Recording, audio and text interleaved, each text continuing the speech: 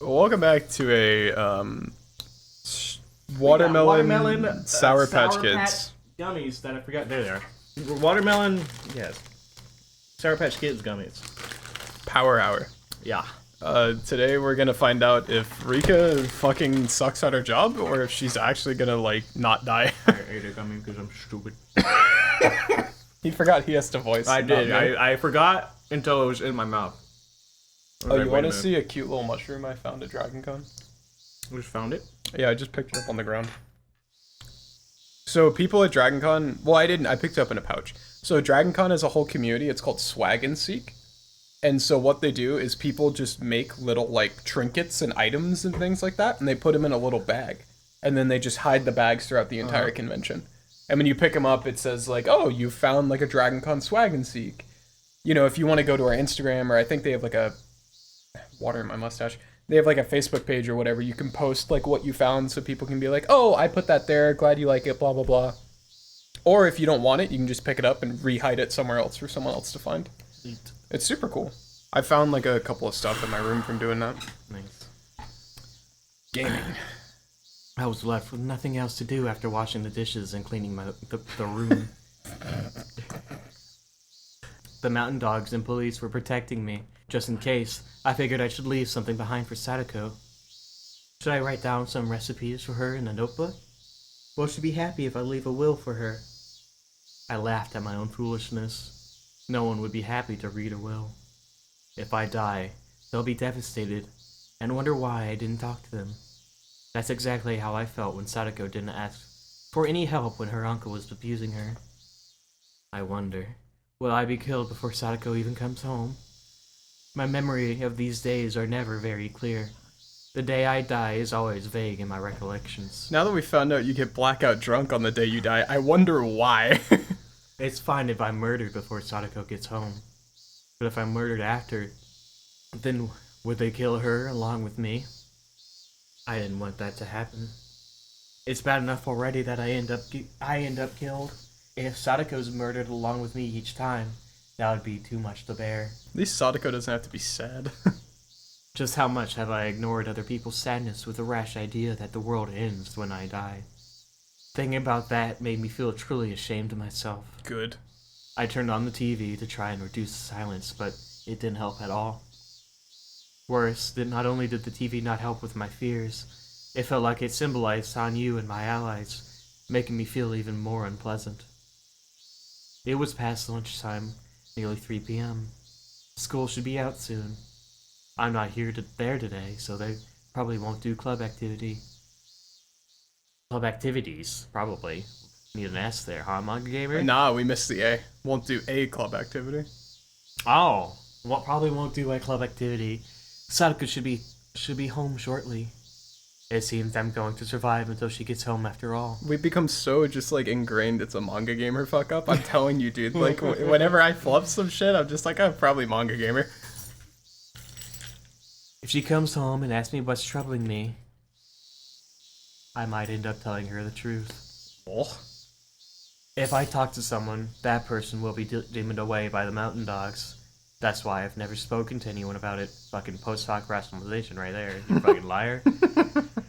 I didn't want my friends to get into any danger. But if Sadako was also murdered likewise in every world because she was involved with me, then we're doomed to share the same fate. It's better to know the truth than to be killed without knowing what's going on. But I'm under very strict security right now. I might be able to survive in this world. If that's the case, I shouldn't talk to Sadako about it. It won't be so easy to talk to my friends after all. Moments later, I heard a surprised yell as Sadako was coming from downstairs. Meh! She'd returned. It sounded like she was scared to see a stranger in our home. I'd have to tell her that the police were here. That would be tantamount to telling her that someone is out to kill me. I don't know how to explain it to her, or how much I should tell her. However, my thoughts were soon interrupted by the noise of a crowd. She brought everyone. Sadako hadn't come home alone. I love Sadako, man! She would bring everyone with her. I'm home. Hey, Rika, what's up with that officer downstairs? I love her, dude. Oh, why is that guy guarding your house? What the heck did you do? Me-chan, that's not the right question. What happened to you, Rika-chan? Give it. I forgot she's in the game. Every time. There were some strangers on the shrine grounds, too. Are they also police officers? This isn't normal, you know. He's back, man. We didn't know what's troubling you, but we're all here to cheer you up. Don't know. It looks like something bad is going on. Dude, this is just like that one episode of Miraculous. Which one? The most recent one we watched. I didn't watch. I wasn't there. No! I'm sorry. Ladybug told Alia, so her best friend now knows that she's Ladybug. And the Ladybug obsessive one? yeah, that runs the Lady blog and is like the Fox girl. Okay. And then Marinette also has the Miracle Box. I know that. You missed 2 really good episodes where it's literally just Marinette having a mental breakdown and crippling depression because she realizes being a superhero. She started dating Luca after the season 3 end, the guitar guy, and then she had to break up with Luca because she realized being Ladybug would not allow her to have her like stable relationship and like be able to do everything like that. Then we also got to see the Adrian episode where Adrian started dating Kagami, I think is her name, the fencing girl. And then broke up with her because he realized being Chat Noir, he couldn't be together with anyone like that. Except Adrian takes it in stride, and then Marinette it turns into like crippling loneliness and insecurity and is like, I hate being Marinette, I only want to be Ladybug now. And like will not undo her transformation. And so her friends show up to like cheer her up, and then she tells them all to go fuck themselves and she doesn't want to be friends with them anymore. So they get akumatized, and then after that she talks to Alia about it. Ladybug lore.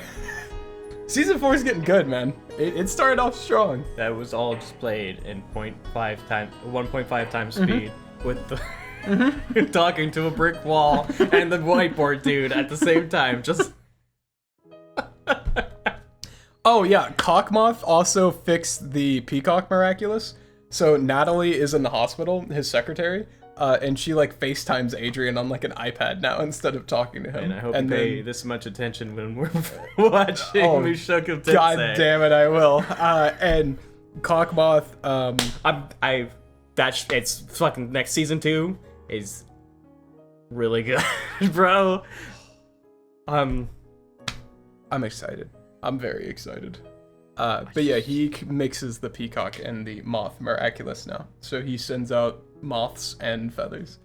So he can turn people into sentient monsters and akumatize them.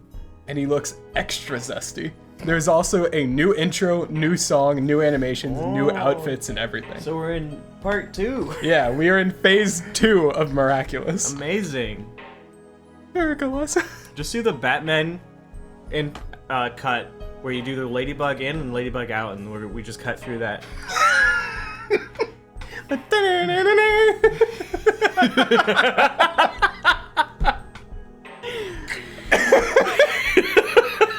That kind of goes hard. I did. Close I couldn't enough. stop laughing upon seeing everyone rush into my house, all asking the same questions.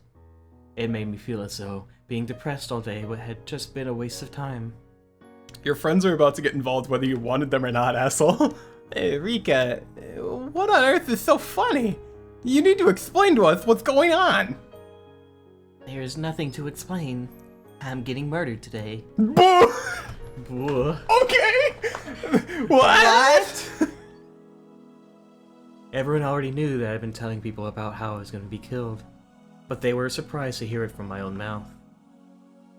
Hey, Rika-chan, I heard that from you yesterday.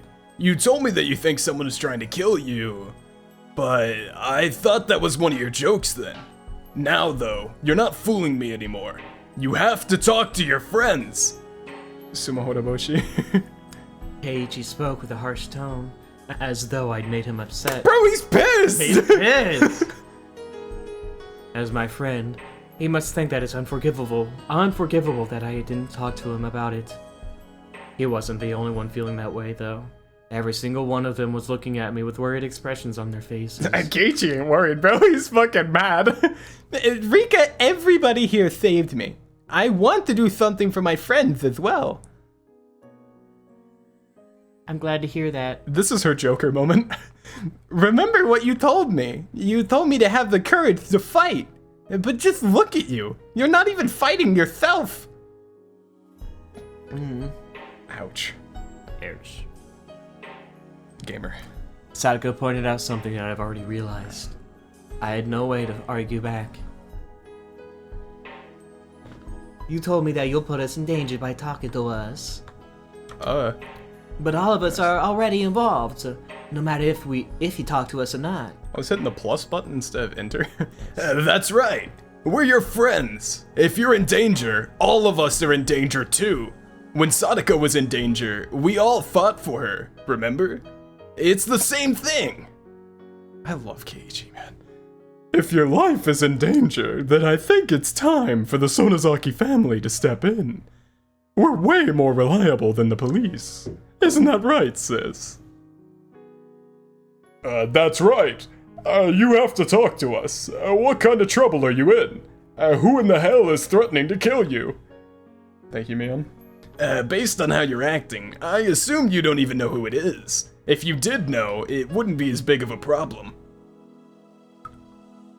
Neep, you're all so smart. You know everything, even though I haven't talked to you yet. Bro, they already got the war room started. Like, they came in, threw the map on the table, was like, put the fucking knife right into it, was like, let's get this shit rolling. This is not the time for jokes, Rika. You must talk to us. What's happened? What is this all about? You don't call the police unless you're really in danger, no? How dare you talk to the police before talking to us? Beast.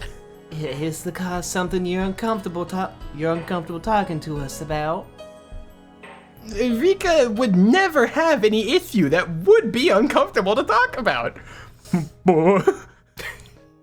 Hey, calm down, Sadako. Rika-chan is the leader of the Furude family. She's worshipped as the reincarnation of Oyashiro-sama in this village. She might have been in trouble for a long time, even though we didn't know about it.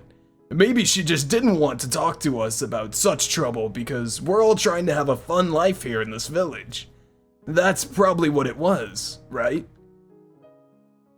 So, it has something to do with Rika-chama and the village. It must involve those crazy old people who worship Oyashiro-sama. I hate it. I hate doing them back-to-back so much. So it must have something to do with the curse of Oyashiro-sama. I know. I bet it's related to what happened to Tomatake Flash and Takano-san. Why would Tomatake-san's murder case and Rika-chan's life cause Rika-chan's life to be in danger? That's too big a leap. No. Let me uncook. It's crazy just to think that someone is trying to kill her anyway. Rika-chan is bound by more obligations than we know, and she probably couldn't talk about them. I'm right, aren't I? It's not a very fun topic, which is why you couldn't tell your friends, right? The Keiichi. Yeah, I'm right, aren't I? He's got the face for it, too. I cannot believe this. Is it really true, Rika? Is it really true that you're involved in Tomatake Flash's murder case? I remained silent, but with my mouth open. I hadn't answered any of their questions, but they continued to ask, and had eventually hit the nail on the head. It was more surprising than anything. But then again, these are, after all, my beloved clubmates. I laughed once more. Wow, your best friends know exactly what's going on with the thing they're literally fucking involved in. Who would have guessed? My issues and my secrets are so devastating to me, but they stopped sounding like such a big deal when everyone talked about them together. They knew exactly what was going on without me saying a word. In that moment, I realized just how powerless I am. I had to tip my hat to them. Everything seemed so foolish now. And so, I decided to tell them everything. If you want me to talk, I will. But I'm sure you won't believe me. And then this is where Keiichi comes in and says, try me. So there it is. We will. As long as you tell us the truth, we'll never doubt it. Everyone's expressions turned gray as they vowed to not make light of anything I told them. As they vowed to not make light of anything I told them. And so, I'm going to tell them everything. I want to see if they really will believe me or not. Anyu's gonna show up halfway through this dialogue and be like, whoa, whoa, whoa, this wasn't supposed to happen. Knock it the fuck off, Rika, what are you doing? And then that's when we reveal that every time Rika gets killed, Hanyu gets another 10 years added to her lifespan. In that case, I'll tell you. I think I'm being targeted by the same person who killed Tomatake Flash. and Takano. Then, are they the true culprit behind the series of mysterious deaths? I don't know about that, but it is possible. I don't understand. Why would Tomatake Flash and Takano-than's murderer also want to kill Rika? Hoichi thinks Takano is the culprit. Okanoki thinks that Irie is the culprit. Either way, it sounds like someone from Tokyo is trying to kill me. If I can't tell if it's Takano or Irie, but I do know that to them I'm like a trump card. In order to explain everything, I need to talk to them about the relationship between Hinamizawa, Tokyo, and the Irie clinic. I don't think they'll believe me. It's such a ridiculous story, but who would ever believe it if not my friends? You'll all be in danger if I talk to you about this. Are you sure you still want to hear it? Of course. If you're in danger, we're in danger. Thanks, Keiichi. Everyone nodded at Keiichi's words. Well then. I do love how Ryukishi always has Keiichi answer for the group. Whenever there's a group comment, like a group question, nobody else ever says fuck all. It's always Keiichi's like, yeah! And everyone else is like, yeah, what Keiichi said. I'm going to see how everyone reacts. I'm going to ascertain what friendship is all about. Why is he so cheesy? All the goddamn time. Oh, my fucking sound. There was no sound playing, so I couldn't experience the boost in volume that you usually get. Bass boost. With a nod of my own, I opened my mouth and began to explain. Here we go. There's a disease unique to Hinamizawa. I'm not sure what it's officially called, but I've always known it as Hinamizawa syndrome. Everyone glanced back and forth at each other when I mentioned the term. They'd never heard of it before. The name Hinamizawa syndrome has actually been around since before the war. It's a general term for the severe homesickness and mental instability that people from Hinamizawa experience when outside of the village. People in Hinamizawa have refused to leave the village since the era of Onigafuchi. The villagers believed that they'd be cursed by Oyashiro-sama if they left, and people who did often came back because of that curse. In general, it used to be thought of as only a severe homesickness, but during the war, soldiers from Hinamizawa became mentally deranged in faraway places. That does sometimes happen in war. What was unique about the soldiers from Hinamizawa was the way they killed their own comrades and committed suicide at the end. One doctor became curious about these causes and studied these soldiers. That's when they found out that it was actually a disease only found in Hinamizawa. According to this doctor, their strange behavior was not the result of their culture. It was a mental disease triggered by external circumstances. A mental disease with an external cause is different from a psychological illness. It's a result of some kind of physical disorder, and it causes people to become mentally unstable when something triggers it. There are 3 categories of externally caused mental diseases: traumatically induced, substance abuse induced, and chemical imbalance induced.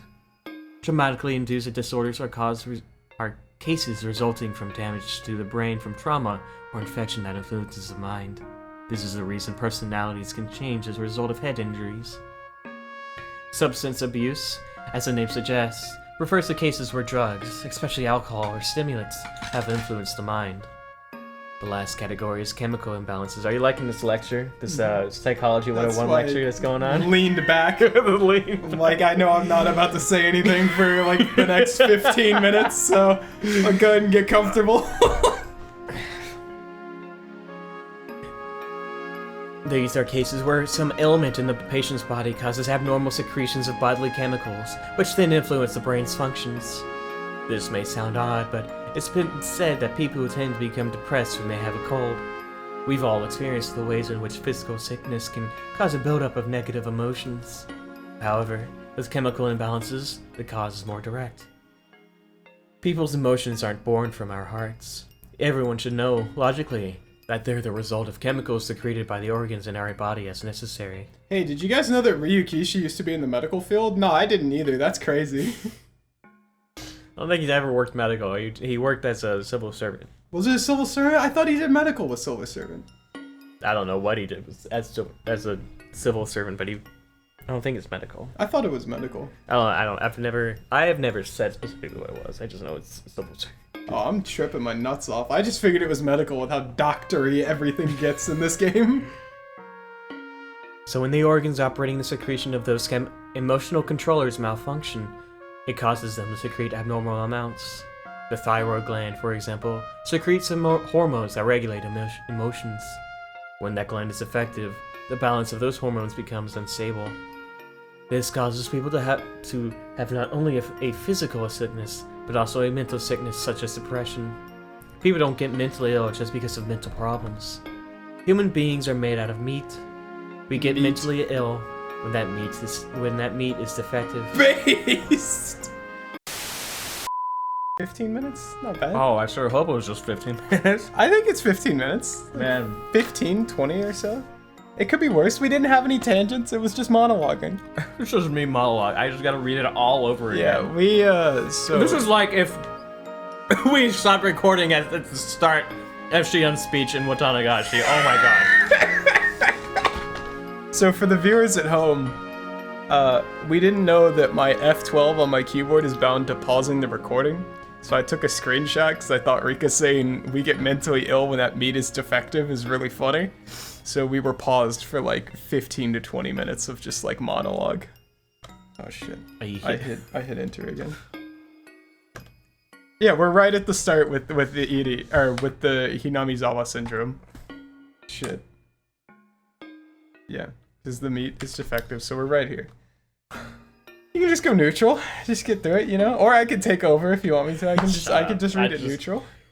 Ugh. It's up to you, we can go either way. The doctor studying Hinamizawa syndrome also came up with a theory. He suggested that there is a pathogen endemic to Hinamizawa that, if hosts stray too far from home, affects the chemicals in the brain and causes them to hallucinate. The villagers' belief in Oyashiro-sama is certainly related to this endemic disease. People in Onigafuchi village knew about this syndrome. We gotta go over all of this shit again. We're not even to the fucking political. It's about 15 minutes. It's gonna be about so long. 15 to 20 minutes. Oh fuck me. 15 to 20. Just plug in my AI voice at this point. As I said, I am more than happy to read through this till we get to anything new. So you could just mental reset. They knew that they couldn't survive outside the village. They also didn't want anyone else to enter the village because they would get infected too. They took this disease as a curse, not a sickness. The most significant symptoms of this disease are antisocial behavior and extreme persecution complex. The eventual suicide caused by defects in the lymph node. The eventual suicide caused by defects in the lymph nodes are also another unique characteristic. The unusual behavior of terminal patients is what inspired the legend of demons coming out of the swamp and attacking the villagers. Basically, sick villagers developed severe persecution complexes and wound up killing other villagers. After a long time, survivors of the disease started to comprehend its rules. Are you excited to talk about Tokyo again? They discovered that the disease is incurable once you contract it. That's why they started barring outsiders from entering the village. Also, once you become ill, you will begin developing a persecution complex. This can happen to anyone in the village. The doctrine of Oyashiro-sama says that the blood of humans and demons was mixed together, and that Oyashiro-sama has control over the violent blood of the demons. People said that you'd be cursed if you didn't follow Oyashiro-sama's rules. That could also be understood to mean that as long as you followed Oyashiro-sama's rules, you could cope with this endemic disease. This is what was meant by the scripture of Oyashiro-sama's legend that said That said, they appeared, unified the humans and demons, and made them live together in this village. You know, this is where if we were like streaming or something, it could have been slightly productive, but it doesn't happen nearly enough to justify it. No, It's happened, what, 2 or 3 times and maybe cost us half an hour in the last 6 games. Yeah. Then there was the most important part. I don't know. I'm going with what I said in Minagoroshi. I'm blaming the Discord update. So it's only happened since Discord updated. Based. Honestly, based. It's only happened since Discord updated. Honestly, there is some based. keybind on here you've hit where it just stops recording, and I don't know what it is. Hotkeys. Hold on. Oh, that's the folder. Don't look at me. job. Don't look at me. Don't look at me. Don't look at me. Don't worry, they can't see Okay. anyway. Here we go. I have no hotkeys bound anymore. The only doesn't other matter. hotkeys I had was pause on pause. I It doesn't matter. Discord sucks. Did you focus back in? Sorry, I forgot. I've redeemed. I am redeemed. Gorp. The rules to prevent symptoms from appearing. Those rules are the taboos, and the people were strictly taught that Ueshiro-sama would curse them if they broke those rules. The horrible bloody traditions of the village were probably performed in order to force the people to respect these taboos. I want you to know what you're feeling right now is what I felt through the first 3 chapters of Onikakushi. The whole chapter. All 3 of them. Just the sense of dread every time you're reading something you've already read. Exact same Listen, feeling. I would have been fine if it was a back and forth and we could And not you monologuing. and we could perform again, but it's just me monologuing. It's just the fucking Shion scene again. But it's Rika. There are several ways to keep the disease under control, but there are 2 main conditions for doing so. The first one is to prevent suspicion. When the villagers are suspicious of someone, it can trigger their persecution complex, which can lead to them developing terminal symptoms. That's why they made sure to have such a nightly tick. Lightly tit.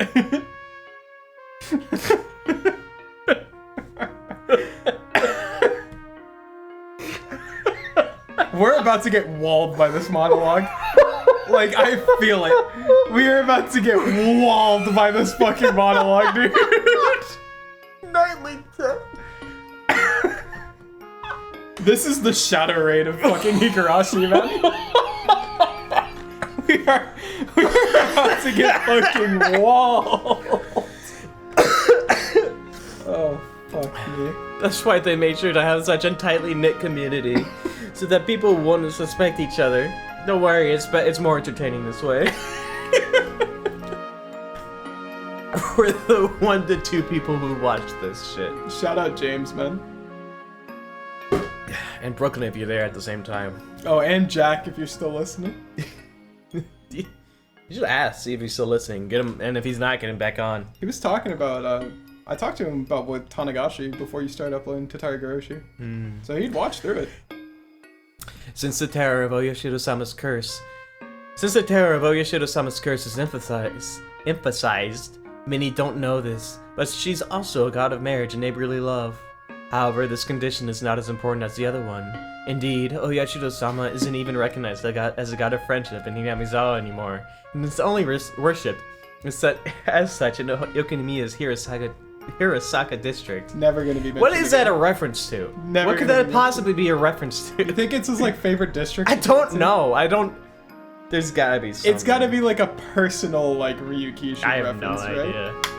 Now for the other condition. This one is much clearer and was practiced more strictly. You think he's been waiting for like 15 years for someone to ask him what the hell the Hirosaka district is? And in every interview no one has asked him and he's still pissed about it? We should be the first. Does he have an email? Can we get Ryukishi on the show? I bet we could. Does he have, like, an email? Just go, yeah, sure. He's probably Ryukishi at 07thworks.com. I email him and be like, hey, man, I was reading Minagoroshi. What the fuck is the Hinasaka district? What if- You never talk about it again. What did you mean by this? If villagers leave Hinamizawa, they will fall ill quickly, proportional to the distance from the village. Villagers nowadays will not get sick as rapidly, even if they leave town or even go out of country for a long time. However, long ago, they would fall ill as soon as they left the village. You know, I think maybe I'll try and put that in my joke book whenever I vaguely reference a location that I don't know. The Hirosaka district? Hinasaka district. It's like, do you know where the bathroom is? It's probably in the Hinasaka district. Hirosaka. Or Hirosaka district. Like, You're already getting the name wrong. That's what I'm saying. I gotta say it a couple more times. Hirosaka. Hirosaka? Hirosaka. Hirosaka. Hirosaka. Hirosaka. Hirosaka. Hirosaka? Hirosaka. Like, hear us, Saka, you know what I'm saying? Like from Avatar? Hirosaka to your goddamn mouth, huh? How about that one, huh?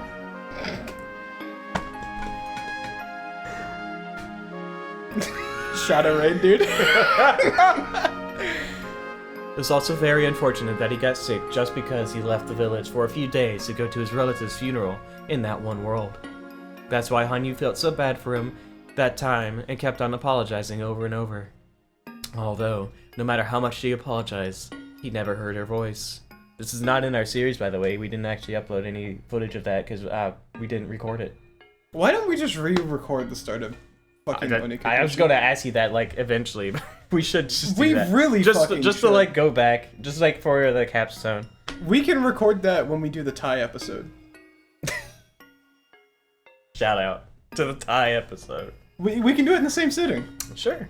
We can take like a break. We can do like a break. It would day or be some like- shit yeah, it would be that, like 30 and minutes It takes total. like maybe, yeah, as you said, like And I delete the old episode 1 because fuck that shit. it's awful. Yeah. It's genuinely horrible. Terrible. And then you get to hear the drastic change of quality from the first episode to the second episode of Onikakushi. And you get to go, what happened? Oh, great! We can just bait people into watching the series now. And then you get walled by the second episode. We show the best of our personalities in episode 1. We actually like get people interested in watching the series, and then for the next 50 episodes, it's trash. It's awful. It's garbage. It's garbage. Sounds perfect. You know, part of me was really thinking about re-recording Onikakushi. Onikakushi. No. Onikakushi, Watanagashi, and Tatarakushi. Wow. All 3? It's been rough. I have been like crawling through Tatanagoroshi. Is it I have that been bad? trying so hard to get through it. Tatanagoroshi, the chapter itself, like, I thought it stretches a little bit. But getting through Tatanagoroshi, like, we tangent a lot in that episode. There is a lot of the Connor Tyler podcast in that arc. Yeah. Like, I think that is the heaviest podcast arc that we have. Because True. we start to taper off in, like, Himatsubushi, and it turns into more, like, comedy tangents and shit Yeah. like that. Like, that's the comedy arc. We have the trash arc, the microphone arc, the podcast arc, the comedy arc, the mind break arc, and then actual arc. And I don't know what this one has been yet. This has been the thinking arc. Yeah. This is Connor actually realizes he could have done something in the past. He could have been, but he's been Rika this entire time, actually. Yeah. That's why I wanted to get you. And then Neko. The last arc will be like the magnum opus send-off arc, where we just, everything is already out, we know what's going on. We've done 7 fucking games of this shit. We have, I am going to say, over 100 hours of recording. Not us in the studio recording, but posted online in a playlist recording. We have easily 2 to 3 times that in the studio recording. Never been in an apartment without Higurashi. No matter where you go, buddy, Oh, this Ryuki's boy. just gonna follow you everywhere, bud. I can't wait to do the overseas Sakonia special. If we record an episode in Japan, we have to speak Japanese. Could Could you imagine if by the time Sakonia finishes, I'm living... Sakonia would be so hard to read in Japanese, dude. No, hear me out. By the time Sakonia finishes, and let's say I do actually end up moving overseas, and I'm overseas. Oh, Germany. We go, we go halvesies on a ticket, and then we take an entire week where we just do nothing but recording Sakonia every single day. Because we have to record it in bulk. Yeah. You would get to fly back with like a 1 terabyte flash drive with like 400 gigabytes of Sakonia recording on it. Cursed. The cursed terabyte drive. See, that's where you like pull one of your teeth out and make it like your hard drive so that it can never be fucking destroyed. And turned into a long discussion. Oh, we're never getting out of this. It sure did, Rika. This turned into a long discussion, but these rules etched around Oyashiro-sama's curse represent the ancient wisdom of how to cope with the Hinamizawa syndrome. There's so many lines I just don't remember saying a minute ago. Is there any way to use this mental disease for military purposes? The aforementioned doctor insisted there was, but the military didn't listen to him at all at the time. They were interested in developing a weapon that could make a dramatic change to the war efforts. They didn't have any money to spare for the research of this strange disease. In this way, research on Hinamizawa syndrome was abandoned. We gotta talk about the white barbarians again. Then the war ended. Japan started its reconstruction under American leadership. However, some powerful people in the political world didn't want to accept the American way of thinking. Too bad. We're America, and you do it anyway. True. That's why they made anime. Retarded. Some of them were fired by the GHQ, but they still stayed on as advisors to the government, since Japan has a culture of respecting the elderly. Eventually, a political organization was formed, the object of which was to restore Japan to the way it was before the war. In the beginning, this organization was a very small group. You see how it gets louder? Hold on, no. Listen to the voice, Yeah. It's very slightly. It might be... Mine might do it differently. I think mine is like harder to drive. I don't know. I don't fucking know. Okay.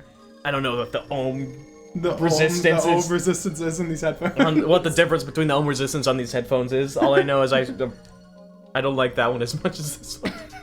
That's why you get the fucking Mad Catz controller. I get my nice one. He said I get to be player one. It was just a gathering of...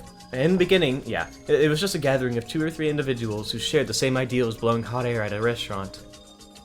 Those 2 or 3 hit it off with each other and grew to the size of a class reunion.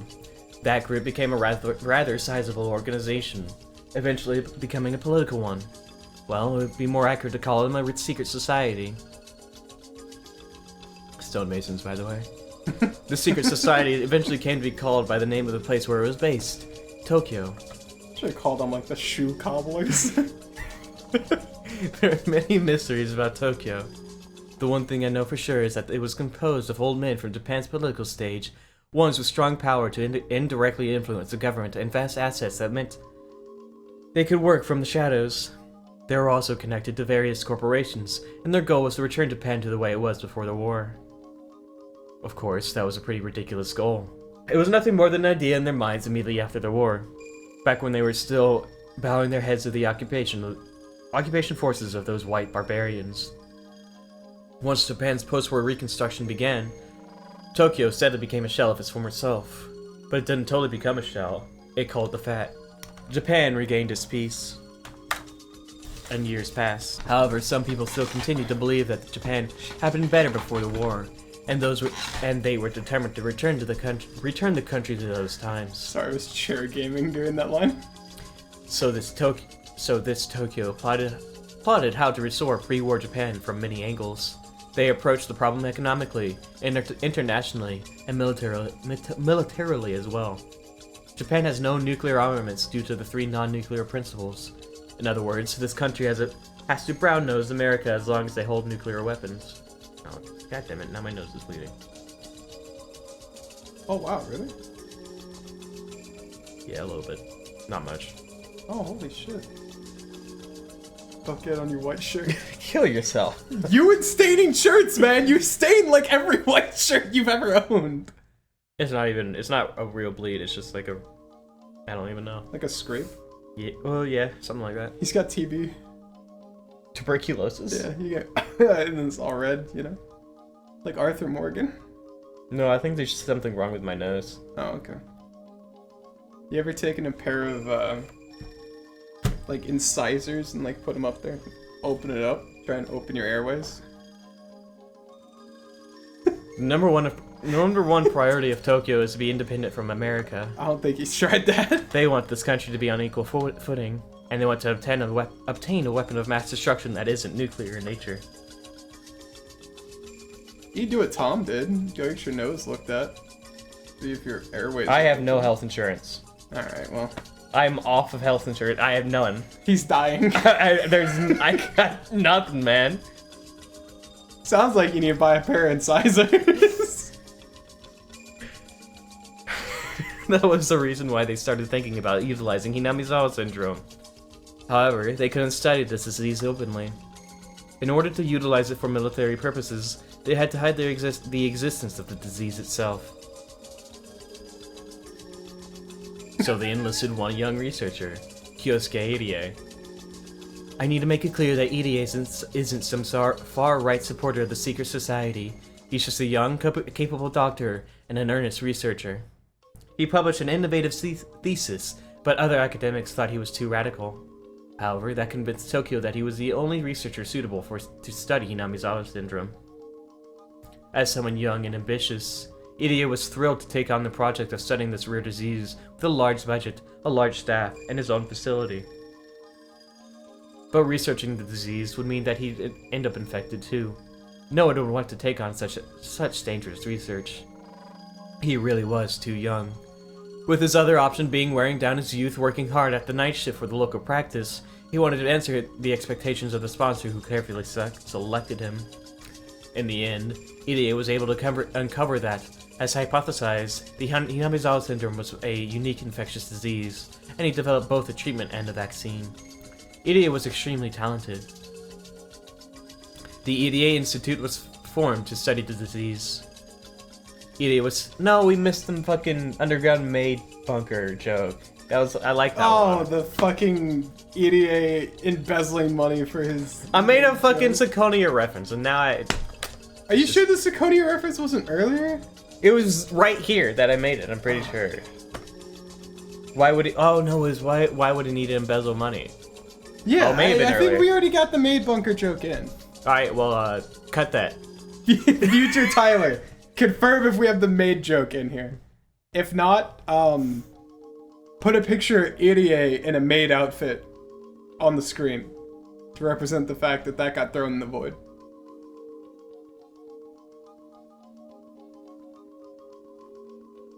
I don't know. Irie was nominally the head of the organization, but Tokyo still sent out a supervisor, because when all was said and done, he was just a researcher. I'm trying to think of a way to take the Fate World Marble, or whatever it's called. Because that's what he does in the all-cast review session of episode 3. Is he creates a it's made in heaven. But I think it's a JoJo. I can't tell if it's a JoJo reference or if it's a Fate reference. That depends on when Part 6 came out. When did this originally come out?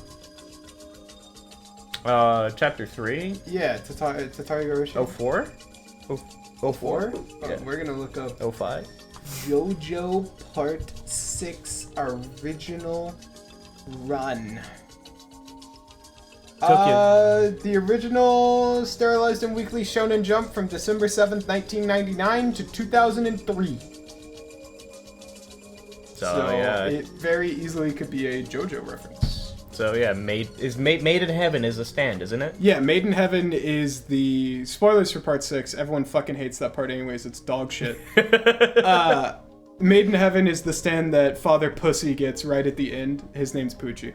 Father Pussy gets at the very end of the thing that lets him reset the timeline. Oh. And Oh, okay. I think it was a JoJo reference then. Because I was thinking. You got to pull the whiteboard up again. Oh god. So the way Made in Heaven works, right, is it allows the user to make time move forward so that everyone can achieve heaven, like achieve their absolute perfect world without any type of mistakes. But the cool part about it is what it does is it will take you and lock you in your specific capsule of time and then make everything around you move the time that moves forward and moves everything forward. So like where you're at like right now in this space in this exact moment in time, Made in Heaven would allow you to stay here in this exact preserved moment in time and then change every single aspect around you by like hyper speeding time to where you're going through universes and universes and universes, but you're still the same. So Made in Heaven is used to where Father Pussy wants to create the ultimate universe that has like the perfect world and is like a utopian society. So he keeps like creating and destroying universes because Made in Heaven's ability is to fast forward time. But all of it fucks up and he like fucks everything up and I think dies or like fucks himself and like kills himself with the time juice in like 1786 in America. And then that's when Steel Ball Run starts. And that's what leads into Dirty Deeds Done Dirt Cheap, Part 7 spoilers, which is Funny Valentine's stand. His stand, when he hits you with it, it takes a different version of you from a different version of the timeline that Made in Heaven created.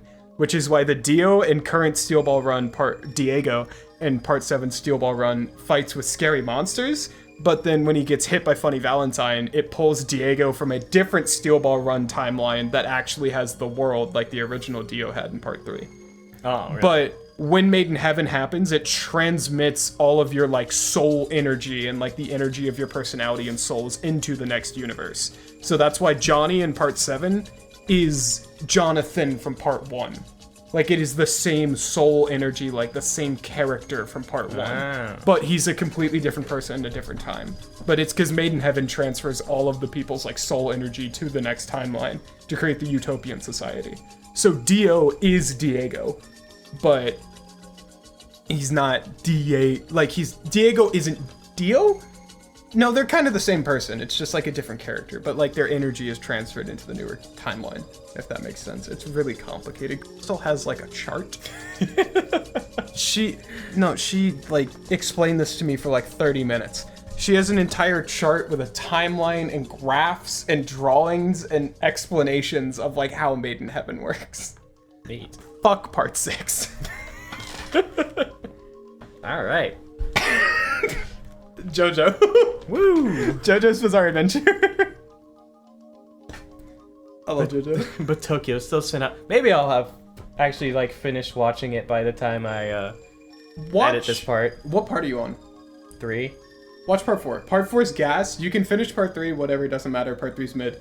Part 4 is incredible. Part 3 is when they go to Egypt, right? Yeah. It's mid? Part 3's... Alright. It's alright. The first half of Part 3, the first season of Part 3 is pretty good, and then the second season of Part 3 has some really low points, but it does have some good stuff. I like the episode where they were in the desert and the guy was just had a bunch of mirrors around them and then JoJo just started pointing and laughing. when he saw it. Part 3 is alright. Part 4 is really fucking good. Part 5 is also really, really fucking good. Part 6 sucks. If you're gonna watch it, don't watch it with me.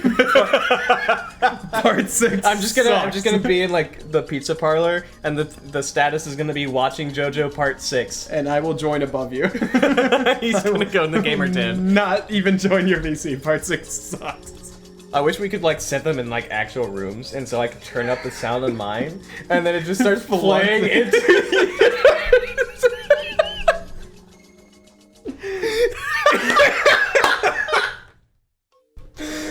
Could you imagine if Discord VCs leaked sound into each other? Do you know how cool that would be? Me seeing the E couple RPing in their channel and I join above them to start screaming and making noise right. so it flushes into their channel. We're watching Miraculous in like the pizza parlor and Dylan and whoever are in the gamer den and they're screaming playing Street Fighter 6 and every now and then we'll just hear them screaming. you just hear just very faintly in the background. And it just sounds back. It's muffled. It's in the background.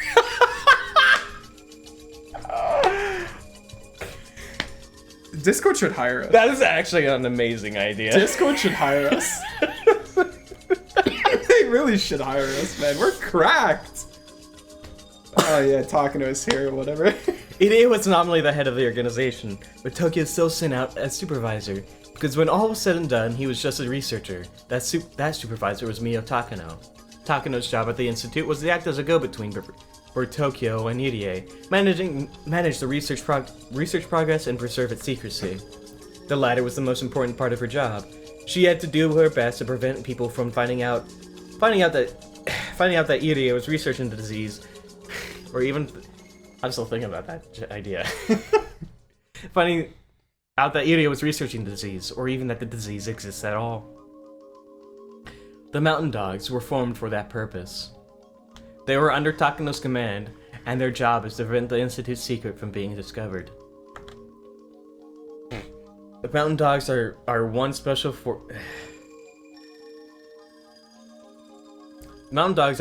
forces unit specialized in unconventional warfare and owned by Tokyo with its vast influence on the SDF. Tokyo had set their eyes on the likelihood that a small elite squad of covert operatives would be a trump card in the anti-nuke era, so they vigorously investigated those options. This was a worldwide trend. Since the Cold War, everyone avoided sending troops directly to their enemy's doorstep. Japan was also trying to be part of that world. As a result, by 1983, even the police had been forming secret special forces units. Prefectural Police Squad 2, the ones who intervened when Rena laid siege to her school, changed their name to Zero Company, and grew into an anti-terrorism squad that handled hijackings around the Kansai airport area. The National Police Agency's Squad 6 was formed as a counter-terrorism squad for Narita Airport 2, and they later changed their name to 7th Company as well. They theorized that in a world where nations possess nukes they can't use, small elite special forces disrupting metropolitan areas would be the new way of waging war. So in 1977, they developed the SAT's predecessor, the Special Task Force SAP, to serve as the National Police Agency's trump card in securing the peace. Likewise, the Japan Coast Guard established their Special Task Force, the SST, and in anticipation of unconventional warfare on the coast. There are several known Special Forces units in Japan. When they hear a phrase like Special Forces... Holy fuck, we're in new dialogue. We made it. It was 30 minutes. That's with like... We took 30 minutes to do that. That's with like 15 minutes of us bullshitting. When they hear a phrase like Special Forces, most people tend to think of a movie or a comic book. Hey, we transferred from it's so fucking over to we're so fucking back. However, those units actually exist and are protecting Japan in secret. During the famous incident of suspicious boats off the coast of Noto Peninsula, the news reported that the boats sank before the helicopter squad trained in gun battles, so the squad was recalled. But that was because of the Coast Guard's SST acted. However, the news never mentions the SST or any other Special Forces unit. All of these units were established after Tokyo made a suggestion about it to the government. Researching military tactics under the name of peace and order worked perfectly for Tokyo. But since the mid-century anti-war movement made people resent those forces, these special units have been kept secret as of 1983. Furthermore, these units are not all formed under the jurisdiction of the police. There are still many other military units that are kept secret from the average citizen. The Mountain Dogs are actually one of those special units. They specialize in kidnapping, espionage, and preserving secrecy. You might as well call them an assassination unit. They were around during the dam conflict as well. Tokyo worked to put an end to the dam project because of the impact it would have on ADA's research. The Mountain Dogs were the ones who kidnapped the Minister of Construction's grandson. I'm not surprised. Yeah. I was getting the feeling that, like, I hadn't really talked about it, but as soon as, like, the Mountain Dogs were revealed to, like, do what they do, I had kind of gotten the feeling that anything that happened that the Sonozakis were like, that wasn't us, is just the Mountain Dogs. Yeah. You know? It wasn't the Yakuza that were working under the Sonozaki It wasn't the family doing all that. They said they weren't involved. Because we already talked about in Minagoroshi how they weren't involved with the Ministry's kidnapping, and they still have no idea who the fuck did that. That makes sense, Mountain Dogs did that. Most people believe that the Sonosaki family was at the center of the movement, but in reality, the Mountain Dogs were responsible for many of the things the Sonosakis were accused of. In that sense, the existence of the Sonosaki family was an advantage to the dogs. Their main job after the damn conflict ended has been to continue keeping the disease hidden from the public. With the spread of information networks in the modern age, the media jumped onto any unusual incident and quickly aired it to the whole nation.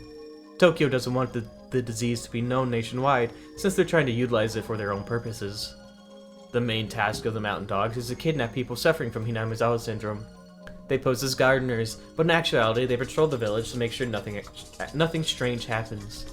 They're the ones who demon away people who go missing. They're probably also involved in some of the mysterious deaths, too. So they definitely took Satoshi. They definitely took Satoshi, dude. Holy shit, Tomatake is back! The least, the last, the last man, fuck Tomatake. the last important person is Jiro Tomatake. Flash. I don't know his real name. He's an auditor who was sent from Tokyo 4 times a year. He came to check on the progress of the research and outlined requests from Tokyo. He discussed the research budget with Irie too. He also got the observation report on Irie from Takano. That was his purpose. Irie started out by studying the autopsy results of dead villagers, and he discovered many answers from that. In 1979, the Mountain Dogs kidnapped the culprit behind the murder of the construction chief, who was a terminal patient of Hinamizawa syndrome. The nature of the disease was dramatically clarified. Their research made rapid progress after that, and they discovered a vaccine, medication, and other methods of treatment for the disease.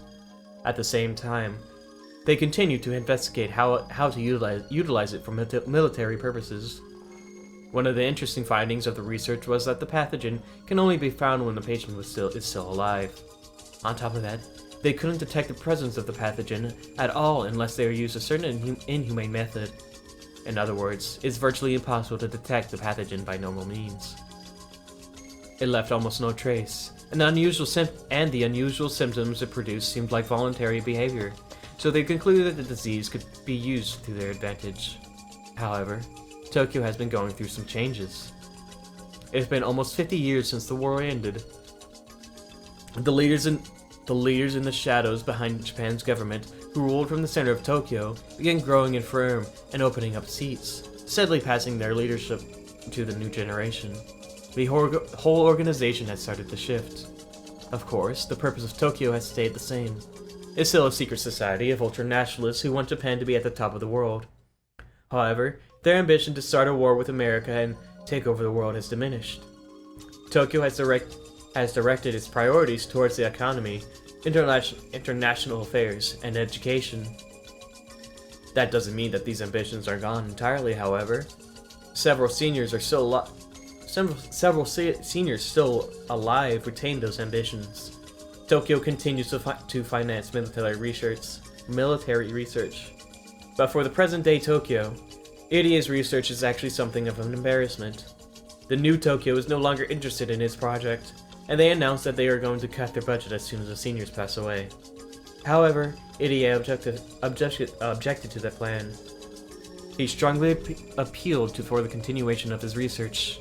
This is what Okanogi was talking about. Irie is in disagreement with Tokyo. Irie's research has been making great progress. They've discovered various treatments and testing methods, and he's even starting to develop a treatment plan for the whole village. If they cut his funding, Irie's research would end without any results. Tokyo had a discussion with Irie through Tomatake, and they decided to shut down his research partially, but not fully. However, they told him that to immediately stop researching military applications of the disease, and to destroy all research data related to that.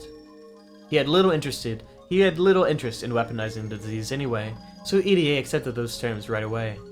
Tokyo probably believed that it was better to let him find a cure for the disease than to terminate the project entirely. Yeah, I was about to say, I'm like, You can totally just sweep this under the rug and say, we didn't want to reveal it to the public because we didn't want to cause mass panic. oh yeah, 100%. This is an easy, hey, we were doing this in secret, but it's actually good. And we Yeah. didn't actually do anything military, Yeah. right? And I was about to say, I'm like, with Tokyo Shift, it is super easy from Irie's direction to be like, I don't give a fuck about weaponizing this. I would like to cure this village because I'm a part of this village. I'm friends with everyone. There's people I love here. Like, just give me the money to finish my cure.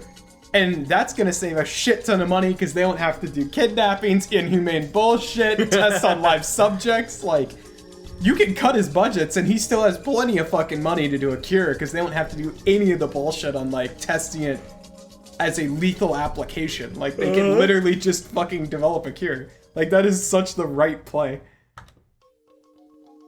At this point, Irie considers himself to be one of the villagers, perhaps exterminating the disease infecting the village. Infecting the villagers without their knowledge is his way of atoning for using the village to advance his research and reputation. Both Tokyo and Irie agreed to fully terminate his research as soon as he discovered a way to completely eradicate Hinamizawa syndrome. Based, honestly. Irie made a plan for the next 3 years, and he promised them that he would find a resolution by 1986 at the latest. The meeting they had this June was to discuss the plan and budget for the next 3 years. Which brings us back to the beginning. One theory goes that Irie is in opposition with Tokyo and his trump card, and as his trump card, he's planning to kill Rika Furude. The other theory is that Takano killed Tomatake, Flash. and then as her trump card, she's going to kill Rika Furude. I suppose I need to explain why Rika Furude can be a trump card. The answer to that lies in the ancient traditions of Hinamizawa. Supposedly, members of the Furude family have the blood of Oyashiro-sama in their veins. I explained earlier that Oyashiro-sama was made up as a method for having people cope with the disease. However, that's not entirely true. For the demons, the pathogens to survive, a certain being must be present. That being is the successor of the Furude family line. The truth behind the advent of Oyashiro-sama and the coexistence of humans and demons is that Oyashiro-sama is actually the queen of the village. According to Irie's research, Rika is adored by the whole village not only because she's a charming little girl, but because she's the queen carrier. Interesting. Infected patients are unconsciously driven to protect their queen. Irie says that this is done with pheromones. The bugs are canon. Rika Furude's mother was also adored by everyone since she was little. However, as soon as she gave birth, people's attention quickly shifted to Rika. Irie calls it the succession of the throne. The queen is a precious existence to people in this village. They're just bug people, man. There are... It's actually just Resident Evil 4. That's yes. Where's Leon? Dude, Akasaka is Leon the Sex Kennedy, man. There are theories that carriers of the disease are actually unable to survive when away from the queen, not from the village itself. Honestly, that makes sense. Irie's research indicates that the queen can only survive in Hinamizawa, and the infected patients can only stay alive when they're around her. But this is just a theory. A game theory. Surprisingly, however, the doctor who first discovered the syndrome was also aware of the existence of the queen. That doctor was also knowledgeable about Hinamizawa's culture, and he was interested in how much value the village placed on the Furude family. I wonder if there's some, like, hidden messaging in the characters that make up Furude. I wonder what they mean. Isn't it like L? What's the language? Yeah, L. I don't know which one of these is Furude. I realized I did this without knowing what like to look at all. He theorized that the queen lying at the he theorized that the queen lying in the Furude bloodline might have the power to manipulate the whole village. The truth is still unknown, but perhaps the Furude family really has held such power since the ancient times. Miraculous power that would make them perfect for serving the priesthood. To add to your point, though, it would make sense if there was, because there's the gimmick in Sonozaki with the demon character. Mm-hmm. Although the only thing Rika can do is be doted upon by the villagers. If all of this is true, then the question is what would happen if the queen disappeared from the village? The village dies. During the war, a doctor prophesied that if the queen were to die, then all the infected would show terminal symptoms, and the whole village would be wiped out. He advocated for strict preservation of the queen's host. Rika is important to Tokyo not only because EDA found many answers after running tests on her body. If Rika Furude dies, then the 2,000 people in Hinamizawa will turn into demons. It would happen too fast for people to even realize that they're getting sick. Well, then that answers the question of the Great Hinamizawa disaster. And why they cemented over the fucking swamp. Swamp. It's not swamp gas, it's everyone went crazy and massacred everyone in the village. Which is the reason the bodies were stacked like fucking sardines. They concrete over the swamp because you just dump all the bodies in there and it's a mass grave. Maybe. I'm just saying. You know what? I didn't realize. I anyway. hadn't thought about that, but I do think that is the reason. It makes sense. Because it's all like the SDF stuff anyways, because what they do is they pitch it to the news that it's like some gas disaster and they have to concrete over the swamp because of volcanic gas. And that explains why Keiichi... That had been like confusing me. It's like, why do they concrete over the thing? Is that just beyond like the excuse? But that would be... It's a mass grave. That would be interesting. And could you imagine they dig out that fucking concrete and they just find bodies? Bones upon bones? That would be insane. But yeah, could you imagine the novel that's based off of that? Based off of being the guy that discovers the mass fucking grave like 30 years after this disaster? That'd be crazy. But yeah, that's why Keiichi doesn't die. Because obviously it just triggers everyone's terminal symptoms and Keiichi's already knocked the fuck out and that's why he doesn't get gassed, even though he should have been gassed. But yeah, I fuck with that. I fuck with like killing the queen pathogen like kills everybody else. Or it turns everyone into demons and then they massacre everyone else in the village. Mm-hmm. It's the reason why every body was tarped. Like, and well, those are just body bags. Okay, that's fair. I thought they talked about bodies being like straight up tarped, like not thrown in bags and things like that. But yeah, that's why some places look perfectly preserved and other places look like fucked up and everything like that. Yeah, I fuck with that. I like that a lot. That's a good... That solution doesn't make me feel like I want to kill Ryukishi. I like that. They'll each be overcome with a violent persecution complex and start killing each other out of fear. This is why the mountain dogs are protecting the queen, Rika Furude. Her death spells the end of the whole village. That's why Rika Furude is a trump card for those who know that she's the center of the whole epidemic. This is the story of Hinamizawa.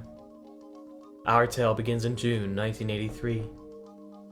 Tokyo's liaison, Tomatake, is found dead of the disease, even though he was vaccinated against it. On the same night, Takano was also kidnapped and murdered. Though I don't know for sure if she's really dead or not, Rika Furude is also going to be murdered soon enough. While I've suspected Irie and Takano, this is my first time doubting Tokyo. I always thought they were on my side. They had to be. My death would lead to nothing but disaster.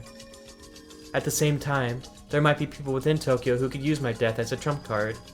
I never considered that there were opposing factions within Tokyo. I guess I was naive enough to not realize that Tokyo had internal problems due to the generation gap. You mean literally like Hinamizawa having issues because of the generational gap? I had looked at this, and I think I just mixed these two colors up, and I thought this was off, and I was gonna scream. We are permanently stuck to loop September 9th, 5 p.m. to 6 p.m. reading the same fucking monologue. Anyway, I wouldn't be feeling this way if I didn't suspect that Takano might still be alive. No, the whole time you've been reading, I've been hyper vigilant of both whether we're recording or the microphone's on. I feel like I'm starting to see the greater picture. It's possible too that Takano is the victim and Irie is the bad guy. The mountain dogs might be on my side, or they might be assassins who are trying to kill me. I was too scared to choose a wine that might be at risk of having something poisonous mixed in which case I could rest assured with a fresh unopened bottle that even if it was a little bad. After telling everything to my friends, I finally realized that I could only trust them and the police. I'm really dumb. That goes hard. I thought I was thinking so hard, but I never actually understood anything. After all this time, I made things clear just by talking about them with my friends. I'd never thought it would make such a big difference.